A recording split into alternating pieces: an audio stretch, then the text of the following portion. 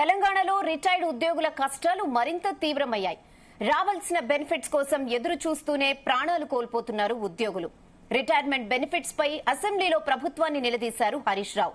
వెంటనే రిలీజ్ చేయాలని డిమాండ్ కూడా చేశారు. మరోవైపు ఉద్యోగుల బకాయిలపై జరుగుతున్న విచారణకు హాజరు కాని ఫినాన్స్ సెక్రటరీపై హైకోర్టు ఆగ్రహం వ్యక్తం చేసింది. న్యాయమూర్తి ఆదేశాలతో కోర్టుకు హాజరై వివరణ కూడా ఇచ్చారు ఐఏఎస్ సందీప్ కుమార్ సుల్తానియా.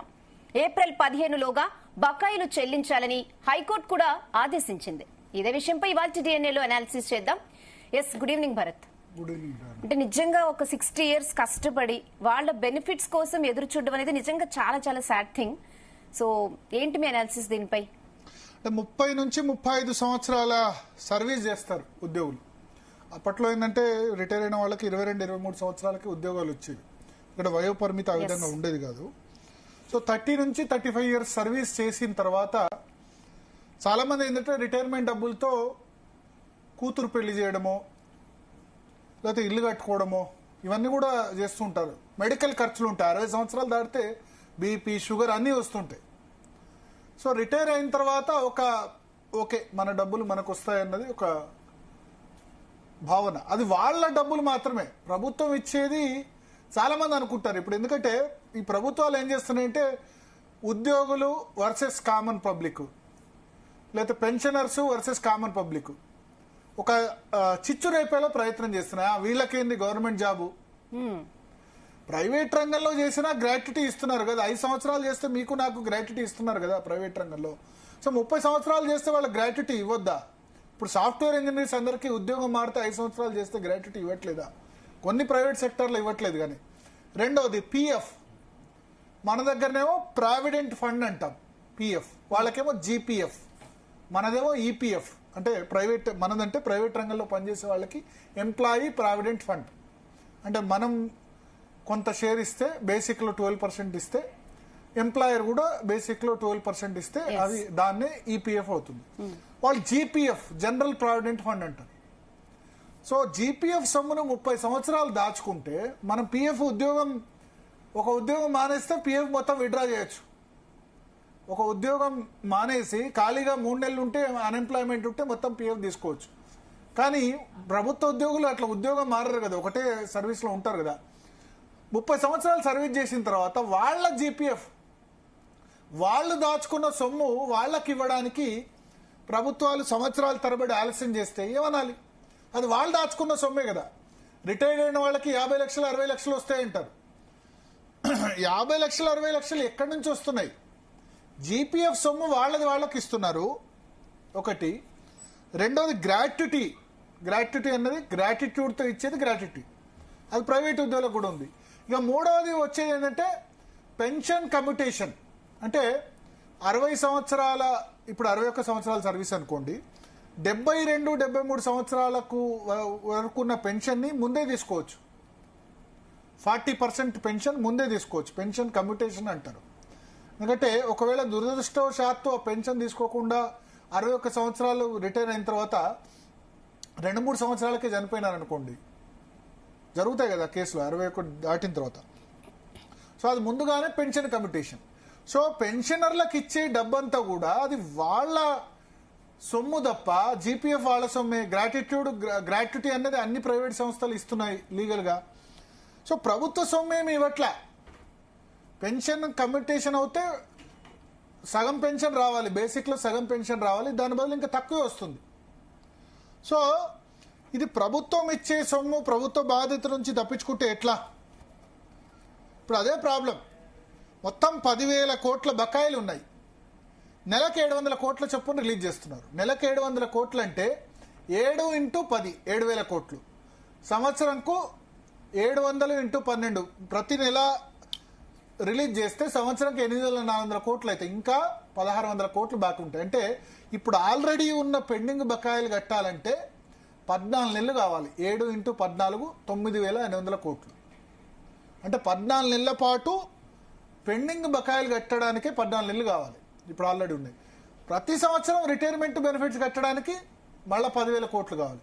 ఈ 14 నెలలు కట్టేంతలో మళ్ళీ 10,000 కోట్లు జామ్ అవుతుంది. సో 700 కోట్లు ఏమాత్రం సరిపోదు.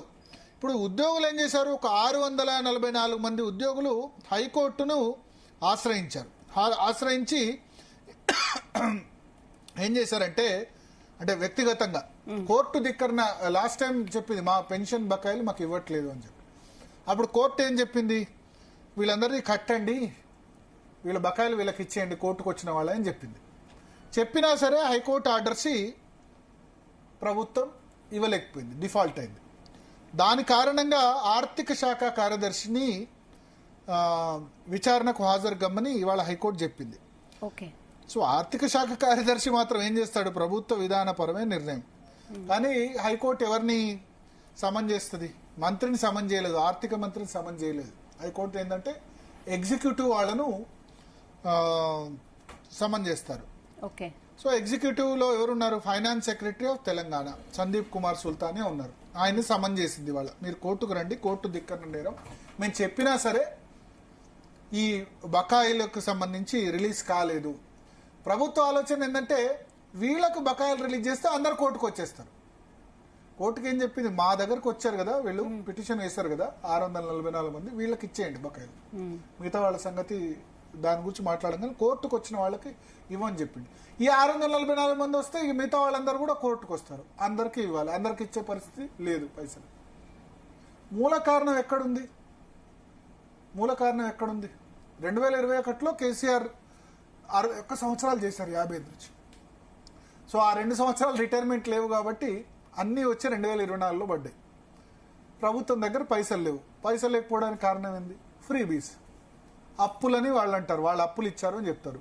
అంత అప్పులు చేసినప్పుడు వీళ్ళు ఎందుకు ఇవ్వాలి, ఉచిత పథకాలు ఎందుకు ఇవ్వాలి? నేను ఉచిత పథకాలు వద్దంటే ఉచిత పథకాలు తీసుకునే వాళ్ళు తిట్టొచ్చు, కానీ అల్టిమేట్గా రేవంత్ రెడ్డి నోట్లు ప్రింట్ చేసేమి ఇవ్వడు పబ్లిక్కి, కేసీఆర్ నోట్లు ప్రింట్ చేసి ఇవ్వడు, భారతీయ జనతా పార్టీ ఫ్యూచర్లో అధికారంలోకి వచ్చినా ఇవ్వరు, మనం ట్యాక్స్ కట్టే సొమ్ములే ఇస్తారు, అవునా కదా? సో ఈ ఉచిత పథకాలు మనకి ఎంత తాహత ఉంటే అంత చేయాలి, కానీ ఎటువంటి కార్యక్రమాలకి ప్రభుత్వం ఖర్చు పెట్టాలి? ప్రభుత్వం ఖర్చు పెట్టాల్సింది మధ్యాహ్న భోజనం. విద్యార్థులను చదువుకునేలా ఎంకరేజ్ చేయండి, మధ్యాహ్న భోజనం పెట్టండి, పెన్షన్స్ ఇవ్వండి, 60 సంవత్సరాలు దాటిన వాళ్ళకి, ఓల్డ్ ఏజ్ వాళ్ళకి పెన్షన్స్ ఇవ్వండి, వికలాంగులకు పెన్షన్ ఇవ్వండి. ఏం పని చేయలేరు కదా పాపం వికలాంగులు. కళ్యాణ లక్ష్మణి లగ్గం చేసుకుంటే ₹1,00,000 ఇస్తే ఎక్కడి నుంచి ఉంటాయి పైసలు? ఫ్రీ బస్ అని చెప్పి అందరికీ ఫ్రీ బస్ ఇచ్చేస్తే ఆడవాళ్ళందరికీ ప్రభుత్వం సరిపోతుందా?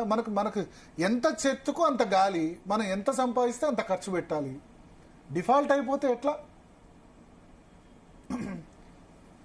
పైగా ఇప్పుడు వాళ్ళు పొలిటీషియన్స్, రాజకీయ పార్టీలకు ఎన్నికల సమయంలో ఖర్చులకు పైసలు కావాలి, ఏం చేస్తారు అప్పుడు? ఇంటిగ్రేటెడ్ స్కూల్స్ అని 200 కోట్లు, అంతకుముందు గవర్నమెంట్ కాళేశ్వరం ప్రాజెక్ట్ అనో, లేకపోతే ఇంకో ఈ గవర్నమెంట్ పాలమూరు రంగారెడ్డి అనో, మూసి రివర్ ఫ్రంట్ అనో, ఈ ఫ్రంట్లు వాటి ద్వారా డబ్బులు వస్తాయి, కాంట్రాక్టర్ల నుంచి డబ్బులు వస్తే కనుక అవి తీసుకొచ్చి మళ్ళీ ఎలక్షన్లో ఖర్చు పెడతారు. ఇది ఓపెన్ సీక్రెట్. సో అల్టిమేట్గా ఇక్కడ జరుగుతుంది ఏంటంటే, ఉద్యోగులకు సంబంధించి బకాయిలు కట్టలేని పరిస్థితి ఉన్నప్పుడు, పెన్షనర్లకు బకాయిలు కట్టలేని పరిస్థితి ఉన్నప్పుడు, పెన్షనర్లు ఒక్కొక్కళ్ళు పాపం హెల్త్ కార్డు పనిచేయట్లా. మనమేమో ప్రైవేట్ రంగంలో ఉన్న వాళ్ళకి మన కంపెనీ ఇన్సూరెన్స్ ఇస్తుంది, లేకపోతే మనం ఏం చేస్తాం, ప్రైవేట్ ఇన్సూరెన్స్ తీసుకుంటాం. ఇప్పుడు 60 సంవత్సరాలు దాటిన వాళ్ళకి ప్రీమియం కట్టాలంటే చాలా ఎక్కువ అవుతుంది ఇన్సూరెన్స్ ప్రీమియం.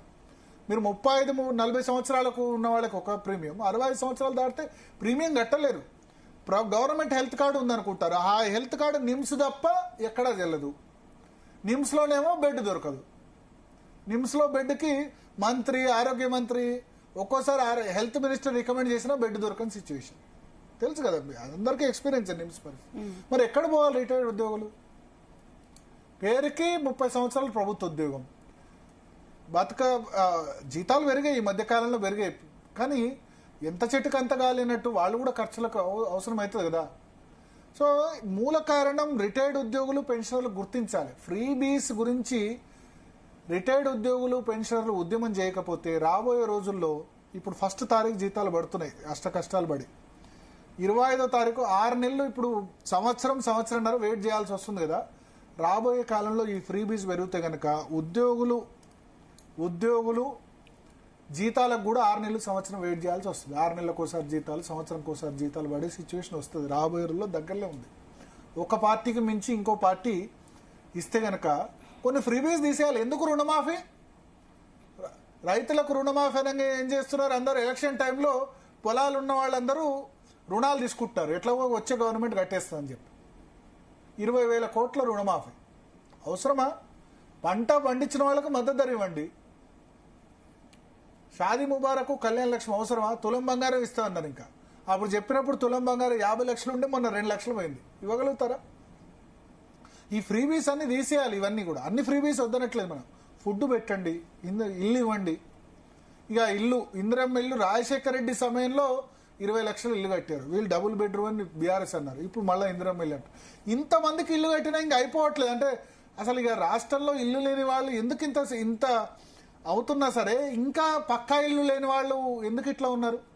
అంటే ఏంది? మీరు కట్టించిన ఇళ్ళన్నీ కూడా సక్సెసివ్ గవర్నమెంట్స్ కట్టించిన ఇళ్ళన్నీ కూడా ఎక్కడ పోతున్నాయి అన్నట్టు? అనర్హుల చేతిలో పోతున్నట్టే కదా. ఇన్ని ఇల్లు కట్టించినా సరే, లక్షల సంఖ్యలో ఇల్లు కట్టించినా ఇంకా ఇల్లు లేని వాళ్ళు ఎందుకున్నారు మార్కెట్లో? ఇల్లు లేని వాళ్ళు నిజంగానే ఉన్నారు. అంటే ఈ వెల్ఫేర్ స్కీమ్స్ అన్ని కూడా అనర్హులకు అందుతున్నాయి. సో రూట్ కాజ్ అర్థం చేసుకోవాలి మనం. ఫ్రీబీస్ ఒట్టిగా వద్దనట్లే. నీకు ఎంత శక్తి ఉంటే అంత చేయాలి తప్ప ప్రభుత్వాలు ఈ ఫ్రీబీసు, ఫ్రీ ఎలక్ట్రిక్లు, స్కూటీలు, మహాలక్ష్మిలు స్కీములు ఇవన్నీ పెడితే ఇంకా 2 గ్యారంటీలు అమలు చేస్తేనే అమ్ముకోవాల్సి వస్తుంది. 6 గ్యారంటీలు అమలు చేస్తే ఇక అది మనం ఎక్కడుంటామో చెప్పలేని పరిస్థితి. మాట్లాడదాం. మనతో పాటు చర్చకు జాయిన్ అవుతున్నారు సుధాకర్ గారు, పెన్షనర్స్ అసోసియేషన్ సంబంధించి. అదేవిధంగా అడ్వకేట్ శరత్ గారు జాయిన్ అవుతున్నారు, భుజంగరావు గారు జాయిన్ అవుతున్నారు, దేవదాస్ గారు పెన్షనర్స్ అసోసియేషన్ నుంచి కూడా జాయిన్ అవుతున్నారు. ముందుగా శరత్ గారు, సో ఇవాళ హైకోర్టు వార్నింగ్ ఇచ్చింది. మేము రాత్రి వరకు కూడా ఉంటామని చెప్పారు. బట్ ఎట్టకేలకు ఫైనాన్స్ సెక్రటరీ అటెండ్ అయ్యారు, ఏదో హామీ ఇచ్చారు. బట్ ఏం జరుగుతుందో తెలీదు. సార్, ఇప్పుడు ప్రభుత్వ పరంగా జరిగే దుబారా, ఫైనాన్షియల్ డిసిప్లిన్ అనేది లేకపోయి ఇష్టం వచ్చిన వాటికి ఖర్చు పెడుతూ ప్రభుత్వం చేసే దుబారా గనక ఆపగలిగితే అసలు ముఖ్యమంత్రి ఫోటోలు, ఈ అడ్వర్టైజ్మెంట్లు, అసలు ఈ ఇన్ఫర్మేషన్ డిపార్ట్మెంట్ పెట్టే ఖర్చు ఎంత, నాన్ ప్లాన్ ఎక్స్పెండిచర్ ఎంత, అంటే అసలు ఈ గవర్నమెంట్ అనేది ఎట్లా తయారైందంటే సార్, ఓట్ల కోసమని ఏదైనా చేస్తాము, ఓట్లు లేని చోట అంటే ప్రగతికి సంబంధించి, డెవలప్మెంట్ సంబంధించి, ఇన్ఫ్రాస్ట్రక్చర్ డెవలప్మెంట్ మీద ఏమీ లేదు. ఉట్టిగా ఆర్భాటం చేసేసి శూన్యంగా అంటే ఏం పని చేయలేదనడానికి ఈ ఆర్భాటంతో వ్యవహారాలు చేస్తున్నారు సార్. ఇప్పుడు ప్రభుత్వ భూములు ఎన్ని అమ్మారు, ప్రభుత్వానికి అన్ని డబ్బులు వచ్చినాయి, మరి ఆ డబ్బంతా ఏం చేశారు సార్?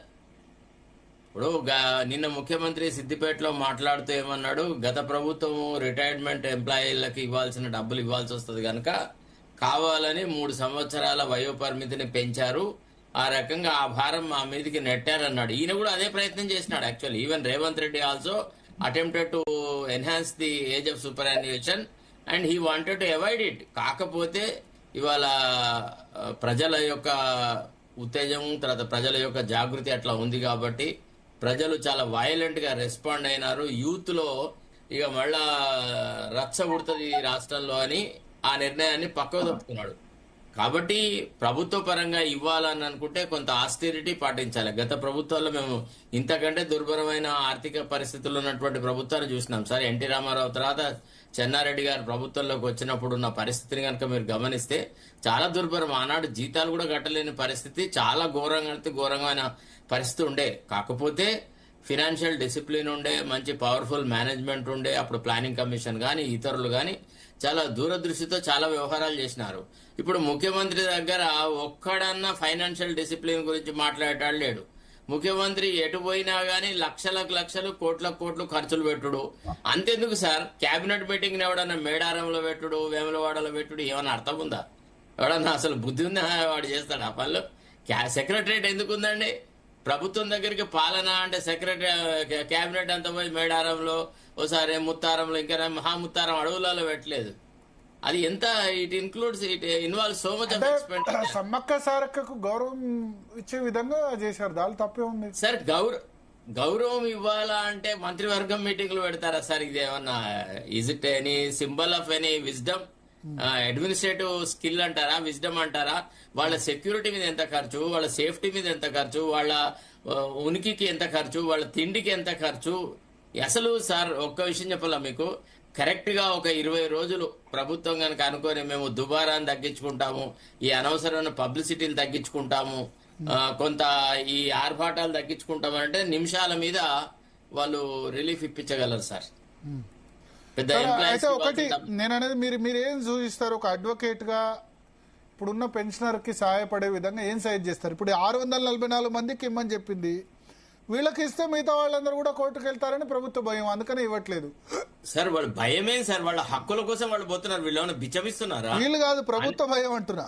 అరే ప్రభుత్వం భయపడితే దానికి ఏముంది? డెఫినెట్లీ వాళ్ళు పోవాల్సిందే, అది న్యాయంగా వాళ్ళ హక్కు, వాళ్ళకు రావాల్సిన రెమ్యునరేషన్ వాళ్ళకి రావాల్సిందే. అంతెందుకండి, ఇప్పుడు మంత్రులు అందరు, ఇప్పుడు మన ఎమ్మెల్యేలు మంత్రులు అందరూ ఒక్కొక్కడు 50 కోట్లు 100 కోట్ల కంటే ఎక్కువ ఆస్తులు లేని వాళ్ళు లేరు కదా సార్. తక్కువ ఉన్న ఆస్తులు నాడు ఎవరు లేడు కదా.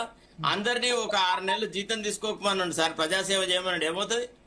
దానివల్ల చాలా డబ్బులు మిగులుతుంది. ఇప్పుడు మంత్రులు, ఇప్పుడు ముఖ్యమంత్రికి ఏం ఆస్తులు తక్కువైనాయి? బట్టి విక్రమార్క ఆస్తులు ఎంత, లేకపోతే హరీష్ రావు ఆస్తులు ఎంత, లేదా కేటీఆర్ ఆస్తులు ఎంత? వీళ్ళకి ఆ జీతం ఎంత సార్? అది ఒక కరివేపాకు లాగా ఒక 6 నెలలు ఎమ్మెల్యేలు మేము జీతాలను భత్యాలను అన్ని కోల్పోతాము, మేము ప్రజాసేవ కోసమని రాష్ట్ర ఆర్థిక పరిస్థితికి సహాయపడతాము అని ఒక నిర్ణయం తీసుకొని చేయమనండి. ఫటాఫట అన్ని డబ్బులు కట్టి పారేయచ్చు. ఇప్పుడు ఆర్థిక మంత్రి ఎట్లుండాలంటే, గతంలో రోషయ్య గారు ఉంటే ఎంత చక్కగా ఆర్థిక వ్యవస్థను ఎస్టాబ్లిష్ చేసినాడని, ఎంత చక్కని ఆలోచనలు చేసినాడు ఆయన. చాలా సార్లు మేము అంటే we use to have personal contact with him. He use to express so much of anguish. అయ్యో ముఖ్యమంత్రి దుబారా మాట్లాడిన పాపం తనలో తానే సణుక్కుంటూ కూడా ఆర్థిక వ్యవస్థను గాడిలో పెట్టది. ఇప్పుడు అంటే తందనా అనే ఫైనాన్స్ మినిస్టర్ ఉన్నారు, వాళ్ళు ఇద్దరు కలిసి రాష్ట్రాన్ని దోచుకున్నారు. అంతెందుకండి, కాంగ్రెస్ హైకమాండ్ కి ఇవ్వాల్సిన డబ్బులు ఒక 5-6 నెలలు ఆపితే మొత్తం వీళ్ళ అందరి ఎంప్లాయీస్ యొక్క ఇవి ఏరియాస్ అని కట్టియొచ్చు. కాబట్టి వాళ్ళు కోర్టుకు రావడంలో తప్పు లేదు. అది that is their fundamental right. They are the government is bound to respect their obligation. That's all. Okay. So Bhujangarao గారు సార్ నమస్కారం. సార్ నమస్కారం. సో ప్రభుత్వం ఇవాళ అటెండ్ అయినారు ఫైనల్ గా ఫైనాన్స్ సెక్రటరీ. బట్ ఆయన కూడా ఏం చేస్తారు, సందీప్ కుమార్ సుల్తానియా ప్రభుత్వం మంత్రుల నుంచి రావాలి. వాస్తవం. ఇప్పుడు దీనికి లేఅవుట్ లేదా, మార్గం లేదా?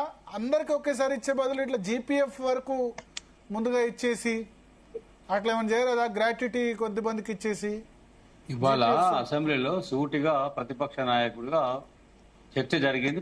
హరీష్ రావు క్వశ్చన్ వేశారు. అవును, నేను విన్నాను సార్. అది సమాధానము చెప్పలేక మీరంతా మా మీద నెట్టేసిరు పెంచి అనేటువంటి ఒక సాకు చెప్పి దాటవేయడం తప్ప నిర్దిష్టంగా స్పష్టంగా ఒక భరోసా ధైర్యం నింపే విధంగా నిజమే వాళ్ళకి ఇవ్వాల్సిన డబ్బులు ఇవ్వలేకపోయినాము, ఇవి అకౌంటబిలిటీగా మాకు బాధ్యత ఉంది, ఇప్పటి వరకు వాళ్ళకి చెల్లింపులు చేస్తాము అనే మాట చెప్పలేకపోయారు. అదే మాట ఏం చెప్పారు? 700 కోట్లు చెప్పినాం, 700 కోట్లు ఇస్తున్నాము, ఇంకొక 2-3 నెలల తర్వాత April May next academy financial year లో 200 కోట్లు పెంచి 1000 కోట్ల వరకు ఆలోచన చేస్తాము అని అన్నారు. మీరు ఇందాక చెప్పినట్టు భరత్ గారు 1000 కోట్లు ఇచ్చినా కూడా దాదాపు 10,000 కోట్ల పైచిలుకగా ఉన్న ఎరియర్స్ రావాలంటే సుమారుగా సంవత్సర కాలం పడుతుంది. ఈ సంవత్సరం లోపల ప్రతి నెల రిటైర్ అయ్యే వాళ్ళంతా కూడా జమ అవుతా పోతారు కదా. అంటే ప్రభుత్వము క్లియర్ చేయాలి, ఈ రిటైర్డ్ వాళ్ళ గోస పెట్టుకోవద్దు, ఇంతమంది చచ్చిపోయారు కదా అనేటువంటి మానవీయ కోణంతో ఆలోచిస్తే 3,47,000 కోట్ల అప్పు చేసినా అని సాక్షాత్తు ముఖ్యమంత్రి గారే అసెంబ్లీలో ఒప్పుకున్నాడు కదా. ఈ 3,47,000 కోట్ల అప్పు చేసినప్పుడు మాలాంటి వాళ్ళకి ఏమనిపిస్తుంది అంటే, ఒక అప్పు చేసినప్పుడు ఇంకొక అప్పు తీరుస్తాడు ఎవరైనా. మరి గత ప్రభుత్వం చేసిన అప్పులకు వడ్డీలు కడుతున్నాం, ఈఎంఐలు కడుతున్నాం, నెలకు అవి కట్టలేకనే వస్తున్నాం అంటే ఈ ప్రభుత్వము అందులో అప్పుగా ఈ 10,000 కోట్లు రిటైర్డ్ వాళ్ళది కూడా ఒక అప్పు, ఒక బాకీ అనుకునే విధంగా అనుకొని క్లియర్ చేస్తే ఇంత బాధ, ఇంత గోస, ఈ కోర్టుకు పోవడము, కంటెంప్ట్ రావడము, కోర్టు అర్ధరాత్రి మేము కూర్చుంటాం, సమాధానం అర్ధరాత్రికి ఆన్సర్ చెప్పాలని మొట్టికాయలు చివాట్లు పెట్టిందంటే ఈ ప్రభుత్వానికి సిగ్గు శరం బాధ్యత లేదా? అంటే ఇంత హీనమైతే నేను చూడలేదండి. ఇప్పుడు అక్కడ మా సుధాకర్ అని ఉన్నాడు, ఎన్జిఓస్ అధ్యక్షుడిగా పనిచేసిండు. తాను ఆనాడు కాంగ్రెస్ ప్రభుత్వాల మీద కూడా చాలా ఉద్యమాలు పోరాటాలు చేసినటువంటిది నేను సాక్షాత్తు చూసిన. ఆనాడు తను ఎంతో మానసిక వేదనతో ఆవేదనతో నిస్వార్థంగా కొట్లాడినటువంటి పరిస్థితి ఉంది. సమాధానం తీసుకొచ్చిండు, సొల్యూషన్ తీసుకొచ్చిండు, అందరికీ న్యాయం చేసే ప్రయత్నం చేశారు. వారు కానీ స్వామినాథన్ గారు కానీ ఆనాడు ఉపాధ్యాయ సంఘాల నాయకులు కానీ ఇలాంటి వాళ్ళ పోరాటం లోపల మరి చల్లబడ్డరా, సరిపెట్టుకుంటున్నారా, వాళ్ళ స్వార్థంతో సంబరపడిపోతున్నారా, చేతులు ఎత్తేయడంలో నాయకులు చల్లబడుతున్నారా, ప్రభుత్వం చల్లబడుతుందా అర్థం కానటువంటి అయోమయ పరిస్థితిలో ఉంది. ఇది అత్యంత దారుణమైన విషయం. అంటే 28 రోజులుగా జరుగుతున్నటువంటి ఇరాన్ యుద్ధము చల్లబడే పరిస్థితి ఉందేమో కానీ మా రిటైర్డ్ వాళ్లకు డబ్బులు వచ్చి ఇక రేపు మేము ప్రశాంతంగా ఉంటాం అనే పరిస్థితి కనబడతలేదు. ఇది ఎవరికి చెప్పుకోవాలి బాధ? ఇప్పుడు కింది వాళ్ళతో ఇబ్బందులు ఉంటే మంత్రికి చెప్పుకుంటాం, మంత్రితో ఇబ్బంది ఉంటే ముఖ్యమంత్రి గారికి చెప్తాం. ముఖ్యమంత్రి సాక్షాత్తు అంత నిర్లక్ష్యంగా మాట్లాడుతూ ఉంటే ప్రభుత్వాలు ఏవైనా కావచ్చు భరత్ గారు, ఇవాళ కాంగ్రెస్ ఉండొచ్చు, నిన్న బీఆర్ఎస్ ఉండొచ్చు, అంతకుముందు టీడీపీ ఉండొచ్చు, ఏ ప్రభుత్వాలైనా ఉండొచ్చు. కానీ ఇంత మొండిగా ఇంత నిర్లక్ష్యంగా దున్నపోతం మీద వానబడ్డట్టు ఏ ప్రభుత్వాలు కూడా ఈ రకంగా చేయలే. మరి అదే ప్రధాన ప్రతిపక్ష నాయకుడు ఇలా అసెంబ్లీలో ఆన్సర్ కూడా చేసిండు కదా. 88,000 మంది బీఆర్ఎస్ ప్రభుత్వం తెలంగాణ రాష్ట్రం వచ్చినాక రిటైర్ అయిన వాళ్ళకు మేము బెనిఫిట్స్ చెల్లించినామని చెప్పిండు కదా. అంటే రిటైర్మెంట్ అనేటువంటిది కంటిన్యూగా ఉంటుంది. Government is a continuous process. వాళ్ళు అన్ని సమస్యలు అడ్రస్ చేయాల్సి వస్తుంది, సొల్యూషన్ చేయాల్సి వస్తుంది, అప్పు తేవాల్సి వస్తుంది, సమస్యలు పరిష్కరించాల్సి వస్తుంది. ఇవన్నీ కూడా తర్వాత మీలో ఉన్నటువంటి ఆవేదన నేను ప్రతి డిబేట్ లో చూస్తా ఉన్నా. ఫ్రీబీస్ కి డబ్బులన్నీ కూడా నిరర్థకం అయిపోతున్నాయి కదా అనే మాట వాస్తవం. ఇప్పటికే మా ముఖ్యమంత్రి గారు ఏం చేశారు, నేనేమంటా అంటే దీన్ని ఈ ఫ్రీబీస్ గురించి ఉద్యమం చేయాల్సింది పెన్షనర్స్, సర్వీస్ లో ఉన్నవాళ్ళు. మాకేం ప్రాబ్లం రాదు, నేను చెప్తున్నా వాస్తవమే. నేను ఎందుకంటే ఇప్పుడు మేము ప్రజల దృష్టిలో ఫ్రీబీస్ గురించి మాట్లాడుతున్నందుకు ఫ్రీబీస్ తీసుకుంటున్న వాళ్ళు చేయడానుకోవచ్చు, కానీ నేను మాట్లాడేది సమాజం గురించి. అందుకని ఎవరు నన్ను చేయడానుకున్నా ఇబ్బంది లేదు. ఫ్రీబీస్ ఒక స్థాయిలో ఉండాలి, కానీ పెన్షన్ ఎవరు వద్దంటలేరు, వికలాంగులకు పెన్షన్ వద్దంటలేరు, విడోస్ పెన్షన్ వద్దంటలేరు, వృద్ధులకు పెన్షన్ వద్దంటలేరు, కళ్యాణ్ లక్ష్మి, షాదీ ముబారక్ ₹1,00,000 పెట్టి పెళ్లి ఎంత తాగుతుంటే అంత పెళ్లి చేసుకోవాలి, కానీ ₹1,00,000 పెట్టి గవర్నమెంట్ ₹1,00,000 ఇచ్చే పరిస్థితి ఉందా? ఫ్రీ బస్ ప్రభుత్వానికి రుణమాఫీ అని చెప్పి ప్రతిసారి ఎవరు గవర్నమెంట్ వస్తే వాళ్ళు 6 నెలల ముందు లోన్లు తీసుకోవడం, 20,000 కోట్లు రుణమాఫీ చేయించుకోవడం. ఆ రుణమాఫీ బదులు మాకు కూడా ఆ హౌసింగ్ లోన్ మాఫీ చేయండి. రుణమాఫీ గవర్నమెంట్ బ్యాంకులు చాలా మంది బ్యాంకుల్లో హౌసింగ్ లోన్ తీసుకున్నారు కదా, వాళ్ళకు కూడా మాఫీ చేయండి. ఓన్లీ దానికే ఎందుకు? తప్పేముంది, అది కూడా రేపు డిమాండ్ అంటే అంబానీ అదానీలకు మాఫీ చేస్తున్నారు, మాకు వద్దా అంటే అంబానీ అదానీలకు చేస్తున్నారు. హౌసింగ్ లోన్ వాళ్ళకు కూడా మాఫీ చేయండి, పర్సనల్ లోన్ వాళ్ళకు కూడా మాఫీ చేయండి. రుణమాఫీ ఎందుకు? పండించిన పంటకు మంచి బోనస్ ఇవ్వండి, మద్దతు ధర ఇవ్వండి, కానీ రుణమాఫీ అని చెప్పి ప్రతిసారి అక్కడ ఆంధ్రప్రదేశ్ గవర్నమెంట్ అప్పుడు చంద్రబాబు నాయుడు సగం చేసి వెళ్ళిపోయినాడు, జగన్ గట్టలే. ఎంత చేసినా దానికి సాటిస్ఫాక్షన్ ఉండదు, మళ్ళీ తిట్లు తప్ప ప్రభుత్వానికి. ఇందాక శరత్ గారు మాట్లాడినట్టు ఎవ్వరు త్యాగం చేయరు, ఎవ్వరు అదేదో ఎప్పుడు రుణమాఫీ వ్యవసాయానికైనా హోమ్ లోన్, పర్సనల్ లోన్ కూడా మాఫీ చేయండి, ఇంకా వేరే సెగ్మెంట్ వాళ్ళు సంతోషిస్తారు. ఇప్పుడు వ్యవసాయాన్ని తప్పుబట్టట్లే, రైతు కష్టానికి సంబంధించి తప్పుబట్టలే. ప్రతి ఒక్కళ్ళు రైతు మీద లేకపోతే ఆర్మీ సైనికుడు అనేసరికి సింపతి చూపిస్తారు, కానీ భూస్వాములకు జరుగుతుంది పెద్ద 10 ఎకరాలు చిన్న సన్నకారు రైతుకు రుణం ఎంత వస్తుంది? చాలా తక్కువ. 10 ఎకరాలు 15 ఎకరాలు ఉన్న వాళ్ళకి ఎక్కువ రుణం వస్తుంది. వాళ్ళు 2 లక్షల పైన రుణమాఫీ అంటే వాళ్ళకే బెనిఫిట్ జరుగుతుంది. ఇక్కడ ఇప్పుడు చేపలు పట్టడం నేర్పాలి, కానీ చేపలు వండి పెడతా నువ్వు తినమంటే జాతి నిర్వీర్యం అయిపోతుంది, సోమరిపోతులుగా తయారవుతారు. అది వాస్తవం. అది ప్రీపీస్ కూడా భరత్ గారు పోటీ పడి 10,000 ఇస్తా అని 15,000 ఇస్తా అని, 2,000కి 4,000 ఇస్తా అని, షాదీ ముబారక్ ₹1,00,000 తులం బంగారం కూడా ఇస్తా అని, ఇట్లా ఓట్లు దండుకోవడం లోపల ఉన్నటువంటి శ్రద్ధ ప్రభుత్వ ఉపాధ్యాయులమైనా ఉద్యోగులమైనా సర్వీస్ చేసి రిటైర్ అయినాము అంటే మేము చచ్చిపోతున్నాము, మాకు రావాల్సిన హక్కుగా రావాల్సిన డబ్బులు రాలేకపోతేనే ప్రభుత్వం ఇవ్వలేకపోతుందంటే ఇది పూర్తిగా ప్రభుత్వ వైఫల్యం కాదా? అంటే ఆర్థిక సంక్షోభం కాదా? ఆర్థిక సంక్షోభాన్ని ముఖ్యమంత్రి గారు డిక్లేర్ చేయాలి కదా. ఈ రాష్ట్రాన్ని నడపలేకపోతున్నా నా వల్ల కావడం లేదు, ఇక అప్పు పుట్టడం లేదు, చెప్పులు ఎత్తుకపోయడం లేక చూసిర్రు, దొరకడం లేదు, నేను ఈ పాలన చేయలేదని పక్కకు తప్పుకోవచ్చు కదా. చేతనైనోడు కూడా వచ్చి పరిపాలన చేస్తాడు కదా. ఇదేం పద్ధతి అండి, నాకు అర్థం కాదు. 3,24,234 కోట్ల బడ్జెట్ పెడితే అందులో ఒక వాక్యము రిటైర్ వాళ్ళకి ఇవ్వాల్సిన డబ్బుల గురించి ఒక పద్దు ఉండదు, ఒక చిన్న వాక్యం రాయారు, ఒక గ్యారంటీ ఉండదు. అందులో ఎట్లా నమ్మాలి ప్రభుత్వాన్ని? పైగా నిన్న మొన్న వచ్చినటువంటి హెల్త్ కార్డును అసెంబ్లీలో గొప్పగా చెప్తున్నాడు ఆయన డిప్యూటీ సీఎం. ఏం చెప్తున్నాడు? 1.5 నిధులు వస్తాయి, మేము కూడా ఇస్తాం, వాళ్ళు ఇస్తాం, బ్రహ్మాండంగా చేస్తామని. మా డబ్బులు మేము జమ చేస్తే గవర్నమెంట్ డబ్బులు జమ చేయదు, మా డబ్బులు కూడా ఎత్తుకపోతుందేమో, దుర్వినియోగం చేస్తుందేమో అనే డౌట్ మాకుంది.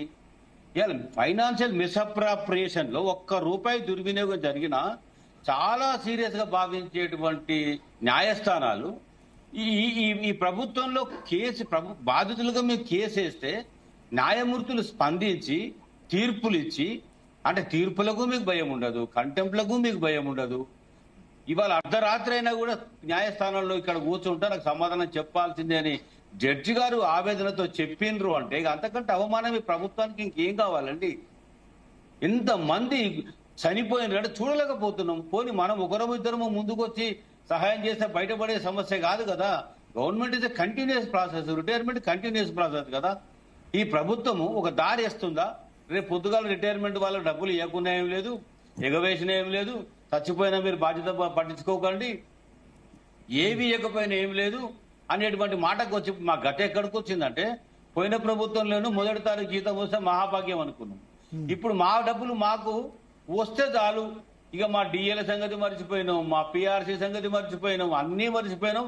ఈ రిటైర్మెంట్ వాళ్ళ డబ్బుల గురించి మాట్లాడాల్సిన అవసరం వస్తుంది. ఇంతమంది ఇంత ఆవేదన చెందినా కూడా ప్రభుత్వం దగ్గర 1% మానవత్వం కనబడట్లేదు. నేనేమంటున్నా, ఫ్రీబీస్ ఇస్తారా సస్తారా ఏం చేస్తారో మీరు పోటీ పడితే పడండి, కానీ మా కడుపులు కొట్టి కాదు కదా ఇవ్వాల్సింది. తెలివిగల పాలకులు ఏం చేయాలి? సంపద పెంచాలి, సృష్టించాలి. ఆ పెరిగిన సంపదను మాకు ఖర్చులు పోగా, ప్రభుత్వ పరిపాలన వ్యయం పోగా మీరు మిగిలినటువంటి దాన్ని ఏం చేస్తారో చెయ్యండి. ఎక్కితే హెలికాప్టర్, దిగితే హెలికాప్టర్, ఎక్కితే విమానం, దిగితే విమానం, పెట్టేటువంటి లక్షల్లో ఖర్చులు. ఇవాళ ఒక్కొక్క ఎమ్మెల్యేకు 2,75,000 జీతం ఉంది, అలవెన్స్ సహా 4 లక్షలు ఉంది. ఇలా ముఖ్యమంత్రి గారు 4,24,000 జీతం ఉంది. మరి తెలంగాణ అప్పులైనాయి, మా జీతాలు వద్దు, బత్యాలొద్దు ఎందుకు త్యాగం చేయరు, ఎందుకో మాట్లాడరు ఆ మాట. అంటే రిటైర్ వల్ల పొట్ట కొట్టి చస్తున్నా కూడా కనికరం లేకుండా ఉంటే ముఖ్యమంత్రి లేదండి. నేను డిఫర్ అవుతున్నా మీతో. ముఖ్యమంత్రి చీఫ్ సెక్రటరీ సంబంధించిన జీతాల కంటే కూడా ఎక్కువ జీతాలు ఉన్నాయి ప్రభుత్వ ఉద్యోగుల్లో, కొద్దిమందికి అలయన్స్ సంబంధించి ఉన్నాయి. ముఖ్యమంత్రి, రాజకీయ నాయకులు, ఎమ్మెల్యేలు, ఎంపీలు జీతాలు వద్దు అనడం కరెక్ట్ కాదు. ఎందుకంటే రాజకీయ నాయకుడు ఇంటికి పోతే ఇప్పుడు ఈ అవినీతి చేయాలి. రాజకీయ నాయకుడు ఇంటికి పోతే రోజు ఓ 50 మందికి 100 మందికి ఈజీగా ఛాయ్ పోయాలి. చాలా మంది భోజనాలు పెట్టే వాళ్ళు కూడా ఉన్నారు. వాళ్ళు ఎక్కడ నుంచి తీసుకొస్తారు? నీతిగా ముఖ్యమంత్రులకు, ఎమ్మెల్యేలకు, ఎమ్మెల్సీలకు శాలరీస్ ఉండాలి. లేకపోతే మీరు చూడండి, ఇంటి ముందు ఎమ్మెల్యే ఇంటి ముందు లైన్ ఉంటుంది.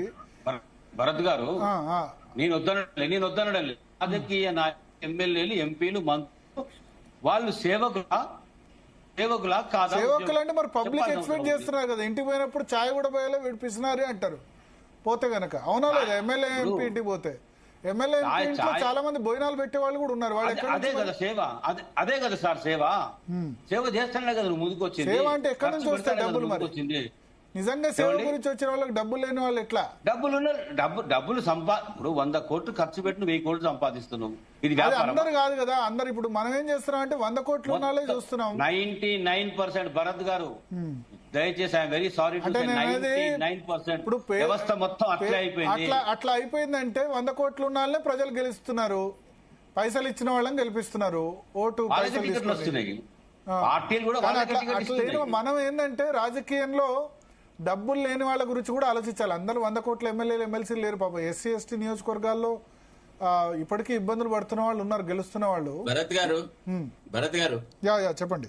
మీరు అన్నట్టుగా బీద వాళ్ళు లేదా పెద్ద ఏ ఉన్న ఎమ్మెల్యేలు, ఎస్సీ, ఎస్టీలలో ఎవరున్నారు? ఒకళ్ళ ఇద్దరు పేరు చెప్పండి సార్, మేము చూద్దాం. 100 కోట్లు ఉన్నాయి సార్. ఇప్పుడు ఫర్ ఎగ్జాంపుల్ మీరు ఇప్పుడు వివేక్ వెంకట స్వామిని బీదవాడు అంటారా, లేకపోతే వినోద్ వెంకట స్వామిని అంటారా? ఎవరు ఇందులో బిగ్ ఉన్న వాళ్ళు ఎవరు చెప్పండి సార్? కోట్ల రూపాయల ఆస్తులు మన ఆయన వీరేశం, గీరేశం వీళ్ళంతా చెప్పాలా పేర్లు?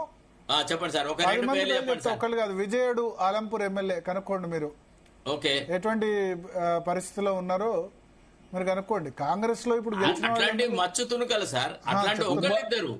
అట్లాంటి ఇంకొక విషయం చెప్పాలి భరత్ గారు, ఇప్పుడు ఒక సందర్భం చెప్పాలి. ఎమ్మెల్యే గెలిచిన తర్వాత సంపాదిస్తారు. మందల శామ్యుల దగ్గర కూడా డబ్బులు లేవు ఎలక్షన్ గెలిచినప్పుడు. సరే ఇప్పుడు ఈ తర్వాత ఇప్పుడు ఈ 2 ఏళ్ళలో బాగా చేశాడు కానీ ఎలక్షన్ గెలిచినప్పుడు ఏం లేవు. భరత్ గారు, రేవంత్ రెడ్డి చెప్పాడు 50,000 రూపాయలతో ఎమ్మెల్యే టికెట్ వచ్చిందని చెప్పి. ఒక్క నిమిషం భరత్ గారు, ఇప్పుడు ప్రభుత్వం ఏం చేస్తుందంటే ఈ మంత్రులకు వీళ్ళందరికీ ఇన్కమ్ ట్యాక్స్ కడుతుంది. ఈ ఇన్కమ్ ట్యాక్స్ కట్టాల్సిన అవసరం లేదు ప్రభుత్వం. వీళ్ళు చేసే దుబారాలకు వాటికి వీటికి ఇట్లా చాలా ఉన్నాయండి. ఒకవేళ if the government wants to do some austerity, అంటే కొంత పొదుపు చేయాలన్న ఆలోచన వస్తే బ్రహ్మాండంగా పొదుపు చేయొచ్చు. ఒక 6 నెలల్లో ఏడాది లోపల ఆర్థిక వ్యవస్థను ఘాటిలో పెట్టారు. సార్ ఇప్పుడు మనం ఏంటంటే 120 మంది 119 మంది ఎమ్మెల్యేలు ఉన్నారు. 3 లక్షల జీతం అయినా అందరు కలిపితే నెలకు వచ్చే జీతాలు 4 కోట్లు. మన బడ్జెట్ 3 లక్షల కోట్లు. నెంబర్ కూడా చూడాలి ఇక్కడ. ఉద్యోగులకు సంబంధించి ప్రతి నెల 5,000 కోట్లు అవుతుంది ఉద్యోగులు పెన్షనర్స్ కలిపి. వీళ్ళది అయ్యేది 4 కోట్లు. మనం సరే వాళ్ళ జీతాలు కట్ చేస్తే ఎంత, నెలకు ₹1,00,00,000 మిగులుతుందేమో. మనం నేను చెప్పేది ఏంటంటే 4 కోట్లు 5 కోట్లు అవుతుంది ఎమ్మెల్యే ఎమ్మెల్సీ జీతాలు. ఉద్యోగుల జీతాలు 5,000 కోట్లు అవుతాయి నెలకు. పబ్లిసిటీ మీద నెలకు 5,000 కోట్లు అవుతాయి. నేను 5,000 కోట్లు ఇవ్వద్దు అనట్లేదు. ఉద్యోగుల గురించి డిబేట్స్, పెన్షన్ల గురించి డిబేట్ పెడుతుంది నేను చెప్పేది ఏంటంటే సిస్టంలో ఒక 10 మంది ఎమ్మెల్యేలు కూడా కరప్షన్ చేసే పరిస్థితి రాకూడదు. వాళ్ళకు వచ్చిన జీతంతో ఛాయ్లు, టిఫిన్లు లేకపోతే ఇంటికి వచ్చిన వాళ్ళకి సర్వ్ చేసే విధంగా కావాలి. రాపోల ఆనంద్ భాస్కర్ ఉండేవాడు రాజ్యసభ ఎంపీ. ఇప్పటికీ రాజ్యసభ ఎంపీగా చేశాడు 6 సంవత్సరాలు. ఆయన ఫైనాన్షియల్ స్టేటస్ ఏంది? గుమ్మడి నర్సయ్య ఫైనాన్షియల్ స్టేటస్ ఏంది? కొందరు చాలా మంది అంటే కొందరంటే వాళ్ళకి వద్దా జీతాలు? వాళ్ళది ఏంది పరిస్థితి? అలాంటి వాళ్ళని మరి వాళ్ళకి ఎట్లా? ఎమ్మెల్యే ఎమ్మెల్సీ జీతం ఉన్నప్పుడు అందరికి సమానంగా ఉండాలి కదా. ఇప్పటికీ ఎమ్మెల్సీలు రిటైర్డ్ ఎమ్మెల్సీలు చాలా మంది వస్తారు. మీ ఉపాధ్యాయ ఎమ్మెల్సీలు పాతూరు సుధాకర్ రెడ్డి తీసుకురావాలి సార్. భరత్ గారు, ఒక మౌలికమైన మార్పు తీసుకురావాలి. ఇప్పుడు ఒక ఎమ్మెల్యే ఉన్నాడండి, ఒక టర్మ్ ఎమ్మెల్యేగా చేస్తే ఇంకొక టర్మ్ వరకు అతనికి పెన్షన్ ఇవ్వచ్చు. కానీ సచ్చేంత వరకు వాళ్ళకి, వాళ్ళ కుటుంబాల సభ్యులకి ఇదేం సార్ ఈ పెన్షన్లు ఏంటి సార్? మరి వాళ్ళు ఆపినారా? 5 సంవత్సరాల కోసం పనిచేసిన ఏమంటారా అంటే వాళ్ళ నెంబర్ ఎంత చేసినా మాజీ ఎమ్మెల్యేలు ఎమ్మెల్సీలు 100 మంది 150 మంది ఉంటారు. 100 మంది 150 మంది ఉంటారు. అది లేదు సార్, ఏ 100-200 మంది చాలా ఎక్కువ ఉంటారు సార్. ఎంత మంది ఉంటారు చెప్పండి? ప్రతి సంవత్సరం ప్రతి టర్మ్ లో 119 పోతే మళ్ళా గెలుస్తారు కదా. 6 సార్లు 7 సార్లు గెలిచే వాళ్ళు ఉన్నారు కదా. ప్రతి ఒక అసెంబ్లీ టర్మ్ కి 50 మంది మాజీ ఎమ్మెల్యేలు అవుతారు. 5 సంవత్సరాలకి 50, సంవత్సరానికి 10 మంది ఎక్కువ అవుతారేమో. దాని చనిపోతే ఉండనే ఉండదు సార్. దాని వల్ల మొత్తం పరిష్కారం వస్తుందని కాదు నేను అనేది. ఇప్పుడు ఎమ్మెల్యే ఎమ్మెల్సీలకు వచ్చే జీతాలకు సంబంధించి 4 కోట్లు 5 కోట్లు ఖర్చు. ఉద్యోగుల జీతాల మీద పడి ఎందుకు ఉద్యోగుల జీతాలకి నెలకు 5,000 కోట్లు ఖర్చు అవుతుంది సార్. ఇది నెలకు 5,000 కోట్లు ఉద్యోగులు పెన్షన్లకు అయ్యేది 60,000 కోట్లు సంవత్సరానికి. అయినా అది ప్రభుత్వ బాధ్యత అని చెప్తున్నా నేను. అయినా అది ప్రభుత్వ బాధ్యత. ఎమ్మెల్యే ఎమ్మెల్సీల పెన్షన్ రద్దు చేస్తే ప్రభుత్వాన్ని 2 కోట్లు 3 కోట్లు. ఒక్కసారి సీఎం సభ పెడితే బస్సుల్లో తరలించడానికి కాదా ఖర్చు? వాటి మీద కన్సిడర్ చేయాలి మనం దుబారా. నిజమే భరత్ గారు, అవునా కదా? ఒక సీఎం సభ పెడితే బస్సుల్లో ఇప్పుడు మొన్న రైతు సమితి అని బస్సుల్లో తరలించడానికి 2-3 కోట్లు కాదు ఏ సీఎం ఉన్నా. ఆ దుబారాన్ని అరికట్టండి. ఇది సొల్యూషన్ కాదు. నేను అనేది ఏంటంటే మీడియాలో మీరున్నారు, మాట్లాడే స్వేచ్ఛ ఉంది, సామాజిక సమస్యల రుగ్మతలో భాగంగా ప్రీబీస్ గురించి మాట్లాడుతున్నారు. మేము మాట్లాడక ముందే, ప్రస్తావన చేయక ముందే సమాజం ముందర, ప్రజల ముందర మమ్మల్ని దోషిగా నిలబెట్టి దోచుగా తింటున్నటువంటి వారిగా ఉద్యోగ ఉపాధ్యాయ పెన్షన్లు చిత్రీకరించేటువంటి ఒక దుర్మార్గం. అదే చెప్పాను నా ఇనిషియల్ రిమార్క్ లోనే చెప్పాను నేను. ప్రభుత్వం ఏం చేస్తుందంటే పెన్షనర్ల మీద, సర్వింగ్ ఎంప్లాయీస్ మీద కామన్ ప్రజల్ని ఉసుగొలుపుతోంది. వీళ్ళకేనా అని చెప్పి. అందుకని నేను చెప్పే స్టార్టింగ్ లో ఏంటంటే వాళ్ళకి ఇచ్చేది రిటైర్మెంట్, వాళ్ళకి ఇచ్చేది వాళ్ళు దాచుకున్న సొమ్ము. జీపీఎఫ్ అన్నది మీరు దాచుకున్న సొమ్ము. ప్రభుత్వం మీది మీకు ఇస్తుంది. మేము మీది మీకు ఇవ్వడానికి ఇబ్బంది ఏంది? గ్రాట్యుటీ అన్నది ప్రైవేట్ లో కూడా ఉంది గ్రాట్యుటీ కదా.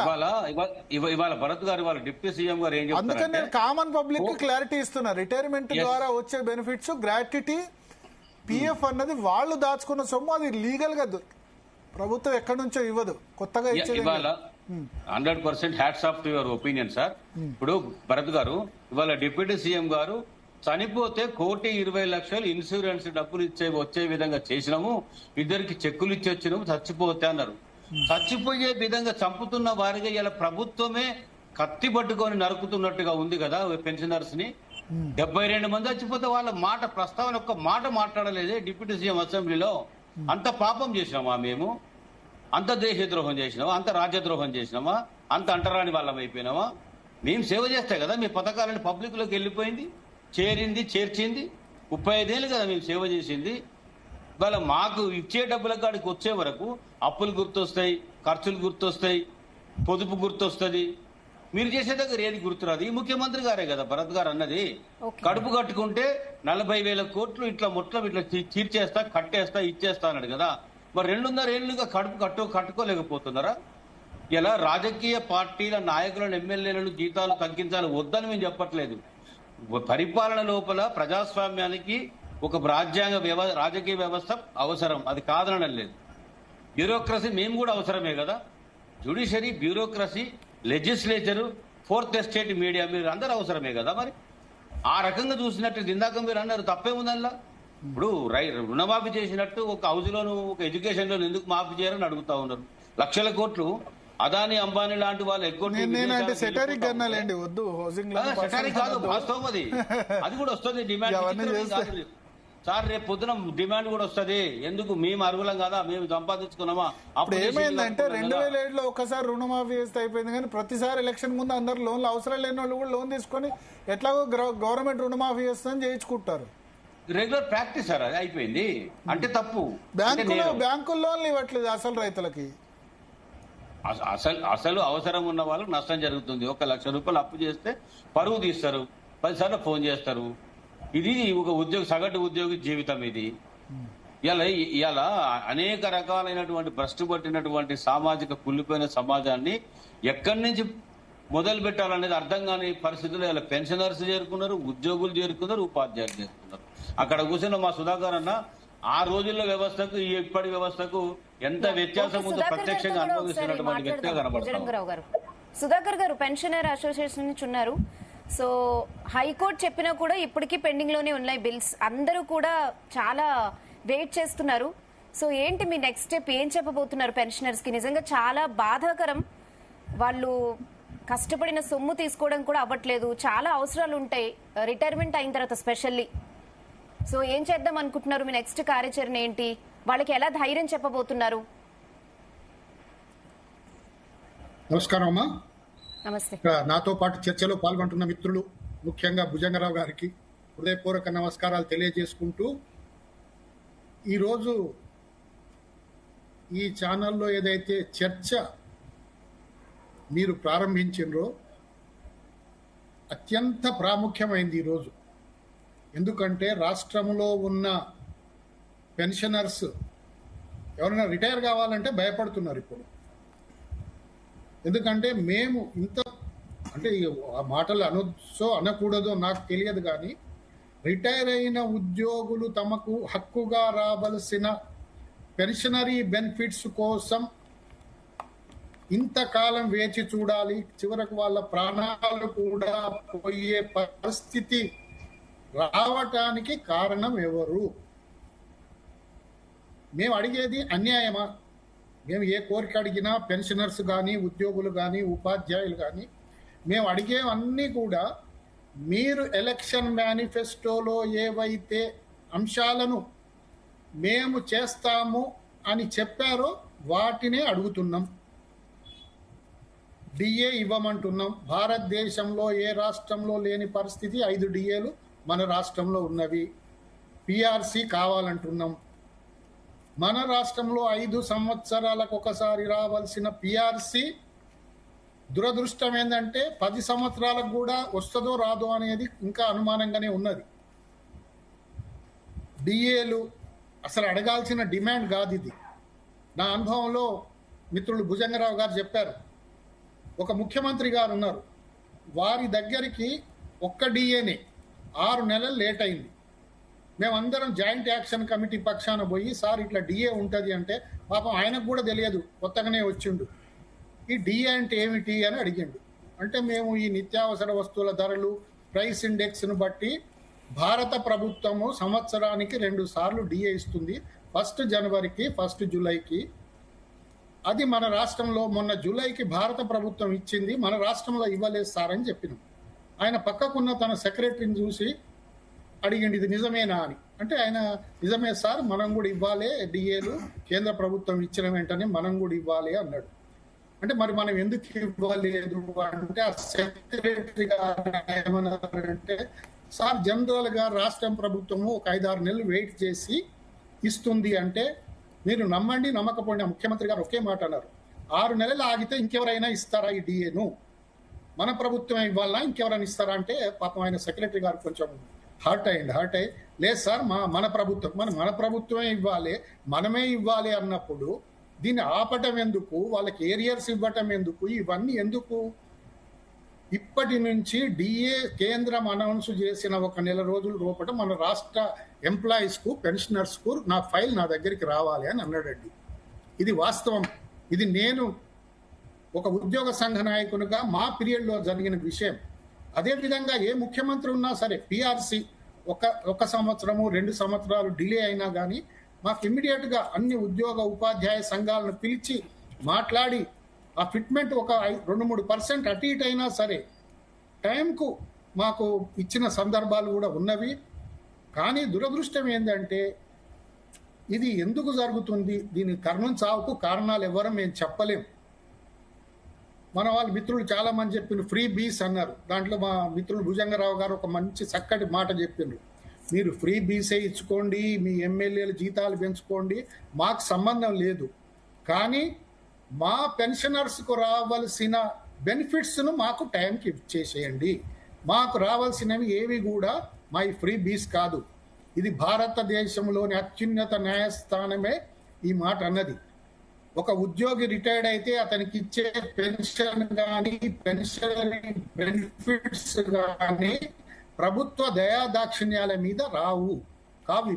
ఇవి వారి హక్కు అని చెప్పింది. అటువంటి హక్కును మా నుంచి దూరం చేయటము, 2 సంవత్సరాలు 3 సంవత్సరాలైనా పెన్షనరీ బెనిఫిట్స్ రాకపోవటము.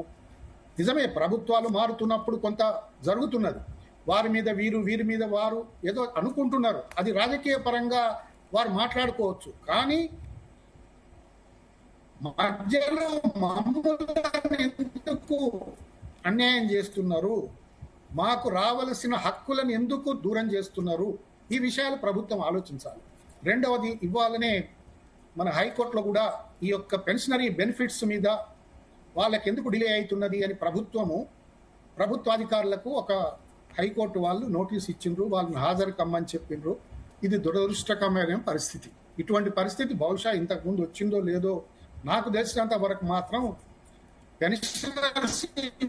పెన్షనర్ బెనిఫిట్స్ కానీ ఉద్యోగులకు రావాల్సిన విషయాలలో ప్రభుత్వాధికారులను ఉన్నతాధికారులను హైకోర్టుకు హాజరు కావాలని చెప్పిన సందర్భాలు చాలా తక్కువ, రాలేదు. కాబట్టి ఆ పరిస్థితి ఎందుకు తెచ్చుకున్నారు అసలు అధికారులు కూడా ఆలోచించాలి. రేపు ఏదైనా జరగరానిది ఏదైనా హైకోర్టు కనుక ఏదైనా స్ట్రిక్చర్స్ పాస్ చేసినా దానికి బలయ్యేది ఎవరండి? సంబంధిత అధికారులే కదా. మరి మీరు ఆలోచించాలి, ప్రభుత్వానికి సలహాలు ఇవ్వాలి. ప్రభుత్వం ఎక్కడ ఏం చేస్తున్నది? మీరు 700 కోట్లు ఇస్తున్నారు అన్నారు, 700 కోట్లు ఎవరికి ఇస్తున్నారు, ఏ బిల్స్ పాస్ అవుతున్నది, ఒక వైట్ పేపర్ రిలీజ్ చేయండి. ప్రతి నెల ఆ నెల కాగానే మీరు ఇంత అమౌంట్ మేము వీళ్ళు ఈ మద్దు కింద ఇచ్చినాము, వీరికి ఇచ్చినాము, ఆ వైట్ పేపర్ రిలీజ్ చేయండి. దానివల్ల కొంత ఉపశమనం ఉంటే బలాన వల్ల సుధాకర్ గారు, అదే విధంగా దేవిదాస్ గారు ఎస్ చెప్పండి. ఇప్పుడు ఇవాళ ప్రభుత్వం సంబంధించి 15 రోజులు టైం ఇచ్చారు, బట్ ఈ 644 మందికి మరి కోర్టు తీర్పు వర్తిస్తుంది, వ్యక్తిగతంగా వెళ్ళిన వాళ్ళకే వర్తిస్తుంది కదా. Okay sir, good evening. Zee Telugu యాజమాన్యానికి, డిబేట్ లో పాల్గొంటున్నటువంటి పెద్దలందరికీ సాయంకాల నమస్సులు. నేను రిటైర్డ్ ఎంప్లాయీస్ అసోసియేషన్ బాధిత సంఘ రాష్ట్ర కార్యవర్గ సభ్యుడిగా నేను ఈరోజు మా యొక్క బాధను మీ ద్వారా ప్రభుత్వానికి ప్రజలకు తెలియజెప్పేందుకు నేను ఈ డిబేట్లో పాల్గొంటున్నాను. నన్ను భాగస్వామ్యం చేసినందుకు మీ యజమానికి ధన్యవాదాలు. ముందుగా ఈ తెలంగాణ రాష్ట్రంలో మార్చి 2024 నుండి ఈ రిటైర్మెంట్లు అయినటువంటివి ప్రారంభమైనవి. ఈ రిటైర్మెంట్లు అయినటువంటి ఇప్పటికీ 2 సంవత్సరాలు ఈ రిటైర్మెంట్లు అయినటువంటివి అయినవి, పూర్తయినవి. ఈ 23 నెలలు గడిచినప్పటికీ కూడా మాకు రిటైర్మెంట్ బకాయిలు రానందున మేము దాదాపుగా 18 నెలలు కూడా వేచి చూశాం. అంటే రిటైర్డ్ అయిన తర్వాత వెంటనే మాకు రాజ్యాంగబద్ధంగా మేము రిటైర్డ్ అయిన తర్వాత నెల రోజులకే మాకు రావాల్సినటువంటి న్యాయంగా రావాల్సినటువంటి మా యొక్క బకాయిలన్నింటిని కూడా ఈ ప్రభుత్వం వెంటనే చెల్లించాలి. ఆ విధంగా చెల్లించకుండా తాత్సారం చేస్తూ రిటైర్మెంట్ అయిన తర్వాత వెంటనే చెల్లించకుండా ఆ విధంగా చేస్తున్నప్పటికీ దాదాపుగా 5-6 నెలల వరకు కూడా ఈ రిటైర్డ్ అయినటువంటి వారు ప్రారంభం లోపల మార్చి 2024 నుండి రిటైర్డ్ అయినటువంటి వాళ్ళు దాదాపుగా వేచి చూశారు. 5-6 నెలలు కూడా సరే ప్రభుత్వం ఇస్తుందిలే అనేటువంటి ఆ విధంగా వేచి చూశారు. వేచి చూసినప్పటికీ కూడా ఇవన్నీ సందర్భం లోపల ప్రారంభం లోపల కొంతమంది హైకోర్టును ఆశ్రయించారు. హైకోర్టును ఆశ్రయించిన తర్వాత కూడా ఆ ఆశ్రయించిన వెంటనే 6 వారాల్లో వీరికి రావాల్సినటువంటి బకాయిలన్నింటినీ కూడా వెంటనే చెల్లించండి అని ఆ హైకోర్టు ఆదేశించడం జరిగింది. ఆ మేరకు ప్రారంభం లోపల ఎవరైతే కోర్టుకు వెళ్లారో వారందరికీ కూడా వెంటనే చెల్లించడం జరిగింది. తర్వాత ఇక రిటైర్మెంట్ల సంఖ్య అనేటువంటిది ప్రతి నెల 600-700 మంది, తర్వాత 1000 మంది కూడా ప్రతి నెల రిటైర్డ్ అవుతున్నటువంటి క్రమం లోపల ఆ రిటైర్మెంట్ వాళ్ళ సంఖ్య పెరుగుతున్నది.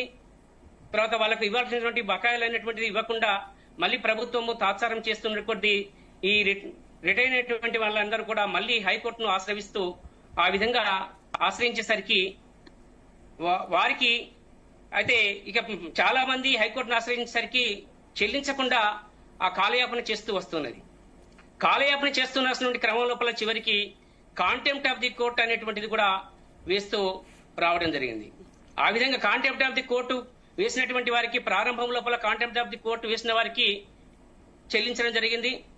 తర్వాత చాలా మంది ఇక మళ్ళీ హైకోర్టును ఆశ్రయిస్తూ కాంటెంప్ట్ కేసులు కూడా వేస్తున్న క్రమం లోపల ఆ వారికి చెల్లించకుండా వస్తున్నటువంటి క్రమాన్ని మనము ఇప్పుడు 6 నెలల నుండి కూడా చూసాము. తర్వాత ఈ రోజు హైకోర్టు అనేటువంటిది ప్రిన్సిపల్ సెక్రటరీ ప్రత్యక్షంగా హాజరు కావాలని ఆదేశించినప్పటికీ కూడా తాను హాజరు కాకుండా తర్వాత ఈ రోజు అర్ధరాత్రి వరకు కూడా నేను వేచి చూస్తానని గౌరవ జడ్జి గారు వేచి ఉండడము, వారు రాకపోవడము, ఆ మూలంగా ఇప్పటి వరకు ఈ 644 కేసులు అంటే కాంటెంప్ట్ వేసినటువంటి వారు ఈ రోజు ఎవరైతే కాంటెంప్ట్ కేసులు ఉన్నాయో వారికి మాత్రమే ఏప్రిల్ 9th లోపల చెల్లించాలని ఆ విధంగా గౌరవ హైకోర్టు అనేటువంటిది ఆదేశించింది.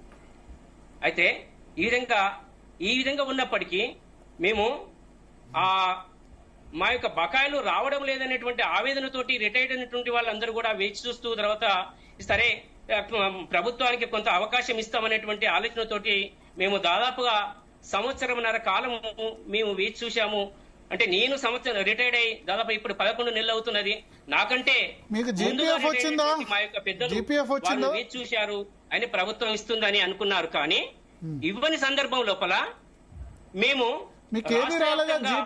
అసోసియేషన్ అనేటువంటిది ఫామ్ చేసుకోవడం జరిగింది. మీకు జీపీఎఫ్ రాలేదా? ఏది రాలేదా? ఇంతవరకు నాకు ₹1 కూడా రాలేదు సార్. ఓకే, 2025 జనవరి వరకు జీపీఎఫ్ వచ్చిందంటారు. మీరు ఆ తర్వాత రిటైర్ అయినారా? అవును, నేను ఏప్రిల్ 2025లో నేను రిటైర్డ్ అయ్యాను. Okay okay.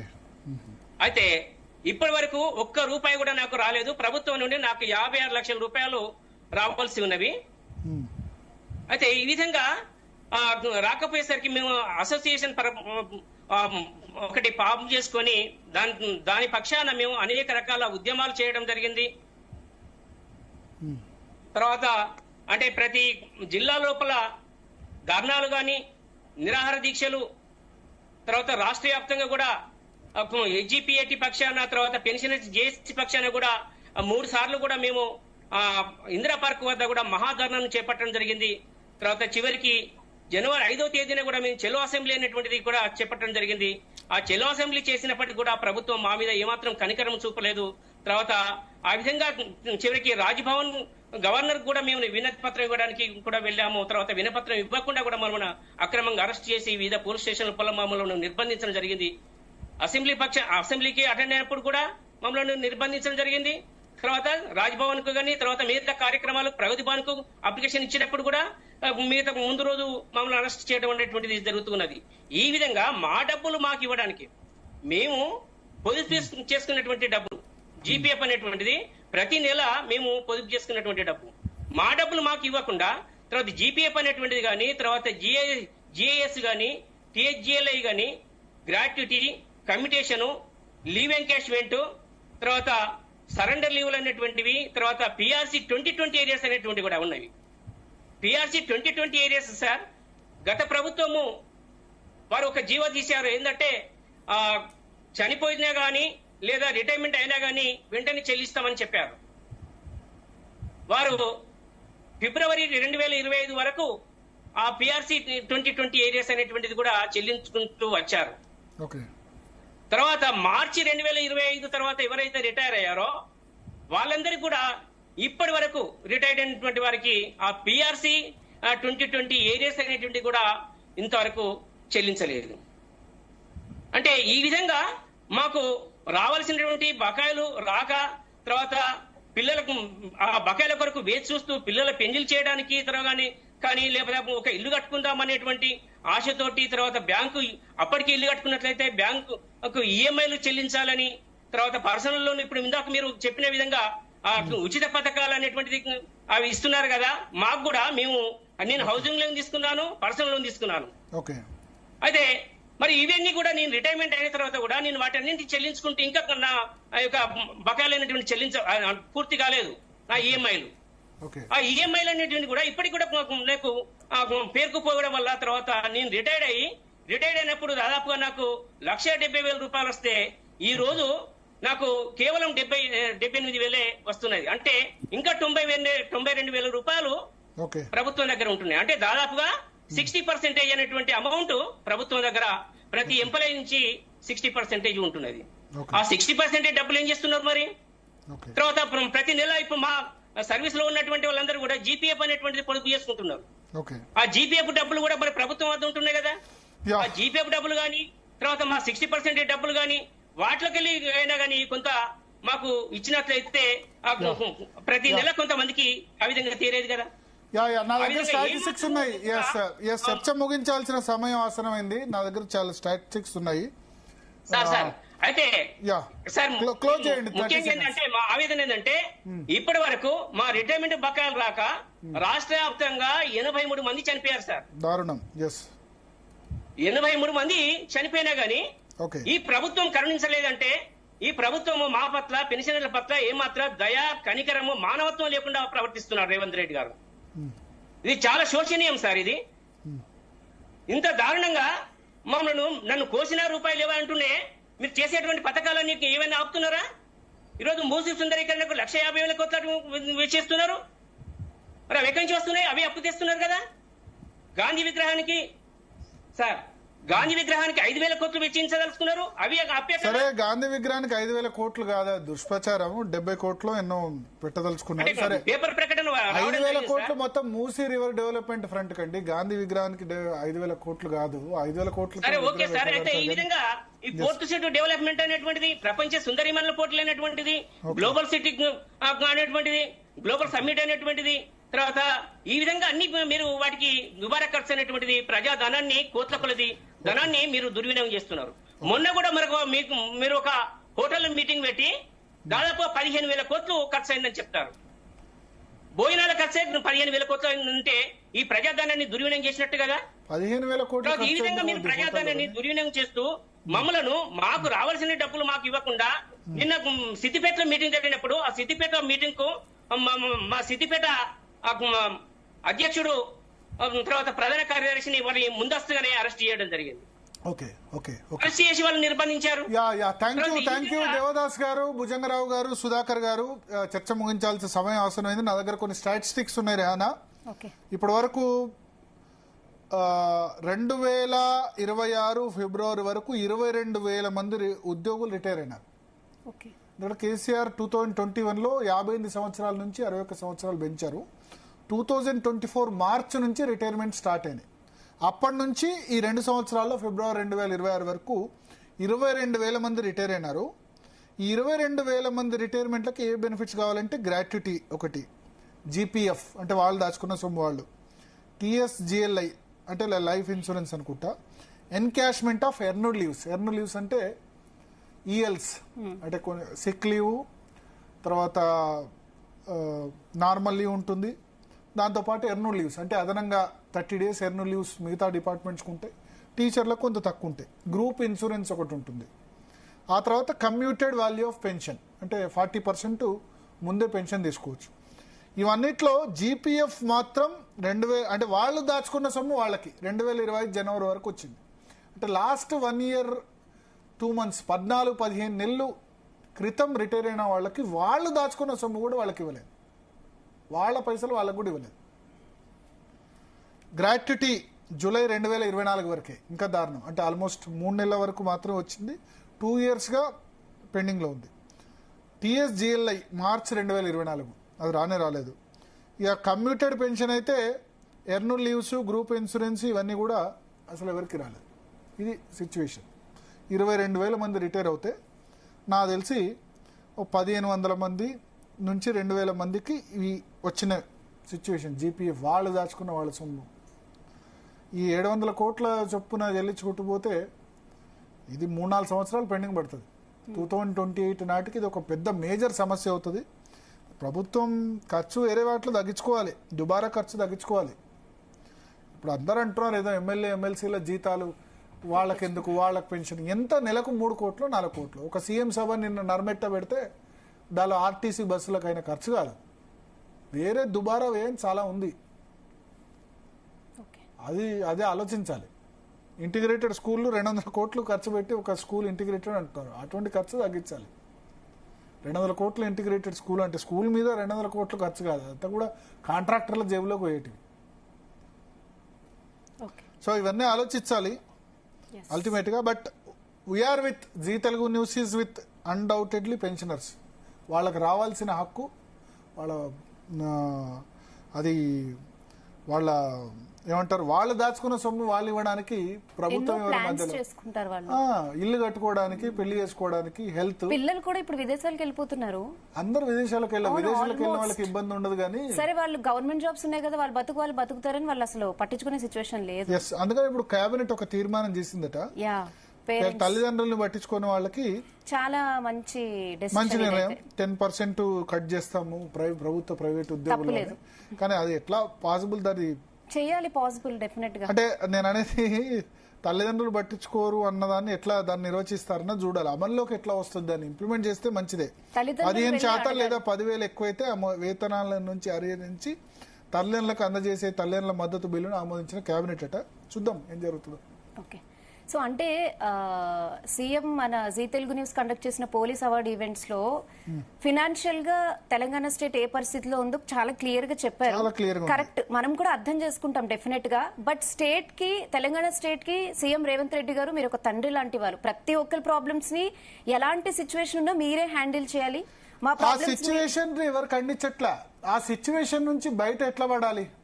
ఎస్ సరే, what ever the case, A situation ఉన్నా మీరే మా ప్రాబ్లమ్స్ ని సాల్వ్ చేయాలి. స్పెషల్లీ ఇప్పుడు పెన్షనర్స్ కి దయచేసి ఈ సిచ్యువేషన్ మీరు తొందరలో రిజాల్వ్ చేస్తారని జీ తెలుగు న్యూస్ కోరుకుంటోంది. మెయిన్ ఏంటంటే వాళ్ళకి హెల్త్ కార్డ్స్ రావాలి ఇంప్లిమెంట్ గా, ఇమ్మీడియట్ గా. హెల్త్ కార్డ్స్ చాలా సంవత్సరాల నుంచి చెప్తున్నారు, హెల్త్ కార్డ్స్ ఇగో ఆగో అని. హెల్త్ పరంగా ఇబ్బందులు ఎదురవుతే వాళ్ళు ప్రీమియం కట్టుకోలేరు బయట. హెల్త్ కార్డ్స్ నిమ్స్లో కాకుండా అన్ని హాస్పిటల్స్లో, ప్రైవేట్ హాస్పిటల్స్లో పనిచేసే విధంగా అలౌ చేస్తే బాగుంటుంది. ఓకే, ఈ టాపిక్ అయితే ఇప్పటి వరకు క్లోజ్ చేద్దాం. నెక్స్ట్ బ్రేక్ తర్వాత డిఎన్ఏలో ప్రపంచం మొత్తం చాలా అంటే ఏం జరుగుతుందో అని రోజు రోజుకి చూస్తూనే ఉన్నారు. ఇరాన్ యుఎస్ వారు ఎంత టెన్షన్ క్రియేట్ చేస్తుందో మనందరం చూస్తున్నాం. ముఖ్యంగా గల్ఫ్ దేశాలు అయితే చాలా ఇబ్బందులు పడుతుంది ఈ వార్ వల్ల. చూద్దాం బ్రేక్ తర్వాత దీనిపై అనాలిసిస్ ఉంటుంది. డిఎన్ఏ